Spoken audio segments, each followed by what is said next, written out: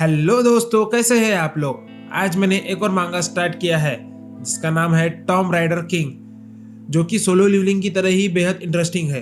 तो चलिए स्टार्ट करते हैं, मगर आपको पहले चैनल को सब्सक्राइब करना होगा। कर दिया? अरे कर दो ना। कर दिया? चलो स्टार्ट करते हैं। चैप्टर के स्टार्टिंग में हमें बताया जाता है कि हमारे कहानी का हीरो जो कि सीओ जू हैन है, एक टॉम में फंसा है। टॉम यानी डंजन, जो बाकी मांगा में होता है उसे इसमें टॉम कहा गया। वो अपनी जिंदगी की लड़ाई एक भयानक से सांप से लड़ रहा है। सियोंग कहता है, धत तेरी की, वो कमीना बूढ़ा मेरे साथ ऐसा कैसे कर सकता है। मुझे इस तरह मरना नहीं है, मुझे कुत्ते की मौत नहीं मरना। फिर वो अपनी कहानी बताता है, मैं सीओ जू हैन, मैं 38 साल का हूँ। मुझे लगता है मैं मरने वाला हूँ। अगर मैं इस बारे में सोचूं कि मुझसे गलती कहाँ हुई तो मुझे 15 साल पीछे जाना होगा। साल 2025। पूरी दुनिया में टॉम डंजन दिखाई देने लगी, और ये टॉम जब दिखाई दिए तब भूकंप के बड़े झटके आने लगे, और इन टॉम के अंदर कुछ रिलिक्स भी मिले, और ये लिरिक की वजह से अब पूरी दुनिया बदल गई है। जैसे कि पौराणिक कहानियों में लिखा गया है, रिलिक्स बेहद शक्तिशाली होते हैं, और हमारी दुनिया में आए ये रिलिक्स कुछ अलग नहीं थे। उन रिलिक्स में अलग अलग तरह की शक्तियाँ थी, और इन रिलिक की वजह से ही लोगों ने की जिंदगी में कई बदलाव आए। रिलिक की खोज में लोगों ने अपनी पूरी जिंदगी लगा दी, लेकिन मैं रिलिक्स को ढूंढना बहुत टाइम बाद शुरू किया, और ढूंढता ही गया। आखिरकार मेरी इतनी कोशिशों के बाद मुझे एक ताकतवर रिलिक मिला जिसका नाम आर्काइस था। ये एक ऐसा रिलिक था जिसने मुझे टॉम्स और रिलिक्स के बारे में नॉलेज मिला। अब मैं आखिरकार अपनी घटिया जिंदगी छोड़कर एक नए रिलिक यूजर की तरह शुरुआत कर सकता हूँ। हालांकि मुझे लगता है कि मैंने बहुत देर कर दी। एक नए कानून ने पूरी दुनिया बदल दी। जिन कमीनों ने बहुत सारे रिलिक्स इकट्ठा किए, उन्होंने इस पर सिर्फ अपना हक बताया और इन रिलिक्स को यूज कम करने के लिए एक नए समाज बनाया। लेकिन मेरे पास सिर्फ एक ही रास्ता बचा कि मैं उन पावर के भूखे कमीनों के साथ काम करूं। मेरे स्किल के कारण मुझे एक बड़ी कंपनी ने काम दिया। इस कंपनी के सीईओ क्वान तेजुन ने मुझे कहा कि मेरा काम आसान नहीं होगा, और इस काम में मुझे अपने हाथ गंदे करने पड़ेंगे, जैसे कि स्मगलर, चोर, जासूस। मगर मेरा मेन काम तो टॉम राइडर था, जो कि दूसरों के ढूंढे हुए रिलिक्स को चुराना था।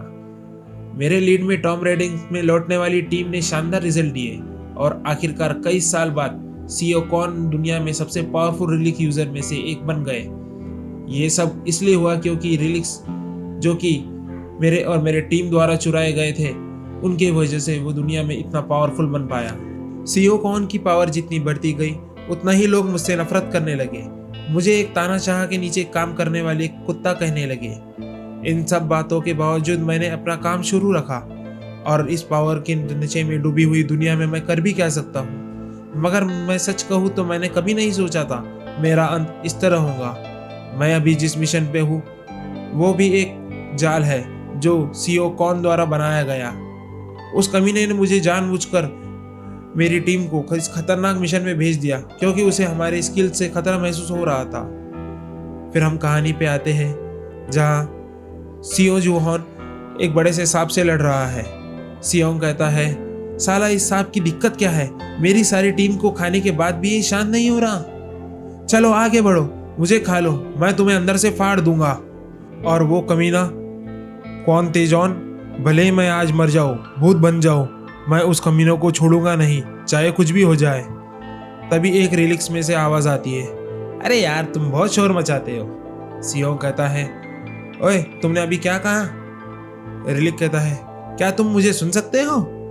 सियोंग कहता है, तुम्हें क्या लगता है मैंने रिलिक की पहली बार आवाज सुनी है। मुझे नहीं पता तुम कौन सी रैंक के हो, मगर मैं तुमसे मदद मांगता हूँ। मेरी इस सांप से जान बचाओ और मुझे जाने दो। रिलिक कहता है, क्या तुम सच में लगता है तुम इस शरीर के साथ जिंदा रह पाओगे। तुम्हारे तो 2 टुकड़े हो गए हैं। तुमने अपनी कमजोर जिंदगी बचाने की बेहद कोशिश की, लेकिन तुम ज्यादा देर टिक नहीं पाए, और यही तुम्हारी जिंदगी का अंत है। तुम्हारे अंदर टैलेंट तो बहुत है, लेकिन तुम उसे यूज नहीं कर पाए। तुम उस पावर को यूज नहीं कर पाए जो तुम्हारे अंदर थी। सियोंग कहता है, तुम ऐसे बात मत करो जैसे कि तुम मुझे जानते हो। तुम्हें क्या लगता है मैं इस तरह जीना चाहता था। अरे यार मैं इस बारे में फिर से सोच रहा हूँ। वो कमीना बूढ़ा, मैं उसे मारने के लिए कुछ भी कर सकता हूँ। रिलिक कहता है, आहा, तुमने मुझे खुश कर दिया। तुम्हारे जैसे टैलेंट को मरने देना एक बर्बादी होगी। सियोंग कहता है, तुम कहना क्या चाहते हो? रिलिक कहता है, मैं तुम्हें एक और मौका देता हूँ। चलो देखते हैं क्या तुम सच में थ्रोन ऑफ किंग पर अपना हक रखते हो। तभी हमारा हीरो होश में आता है और वो डायरेक्ट 2025 यानी 15 साल पीछे चला आता है। सीओ कहता है, वाह, वो क्या था? क्या वो कोई हीरो रैंक का रिलिक्स था या गॉड रैंक का? मुझे तो एक वो कौवा लग रहा था। अरे मेरे पैर, अरे मैं तो पूरी तरह ठीक हो गया हूँ, ये क्या हो रहा है? सीओ पुलिस स्टेशन में होता है, मैं पुलिस स्टेशन में क्या कर रहा हूँ? तभी एक ऑफिसर कहता है, ए, तुम क्या बकवास कर रहे हो? मैंने तुम्हारी पहचान पूछ रहा हूँ। तुम्हें क्या लगता है हमारे पास पूरी रात है? तो तुम्हारा नाम क्या है? सीओ कहता है, ये सब क्या है? ये उस कौवे ने किया या एक सपना है? मुझे नहीं लगता ये एक सपना है। फिर हमें पुलिस ऑफिसर कहता है, अरे इसे जल्दी खत्म करो ताकि हम सब घर जा सके।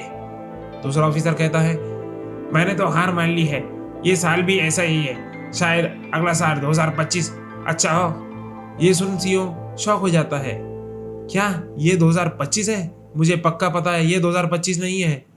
तभी वो घड़ी की तरफ देखता है जिसमें 1 जनवरी 2025 लिखा होता है।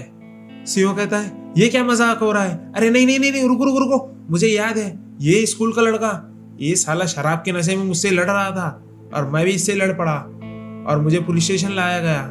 मुझे यकीन नहीं हो रहा मैं 15 साल पीछे आ गया हूँ। तभी सीओ को याद आता है, अरे यार, अगर ये 2025 है तो अभी दुनिया शांत है, रिलिक्स इस दुनिया में आने के है और अभी वो टाइम जल्दी आने वाला है जब सभी गॉड लेवल के रिलिक्स दिखाई देंगे और ऐसा होता है तो सारे रिलिक्स मैं हासिल कर सकता हूँ। मेरी पुरानी यादें और नॉलेज अभी भी मेरे पास है तो मैं सबसे पहले रिलिक्स को जमा करना शुरू कर सकता हूँ। ये सोचकर सीओ बेहद खुश होता है और कहता है, अब तो बहुत मजा आएगा बेड़ो। और इसी के साथ ये चैप्टर खत्म होता है। मिलते हैं अगले चैप्टर के साथ में। वीडियो पसंद आए तो लाइक और चैनल को सब्सक्राइब करना मत भूलिएगा। Bye bye.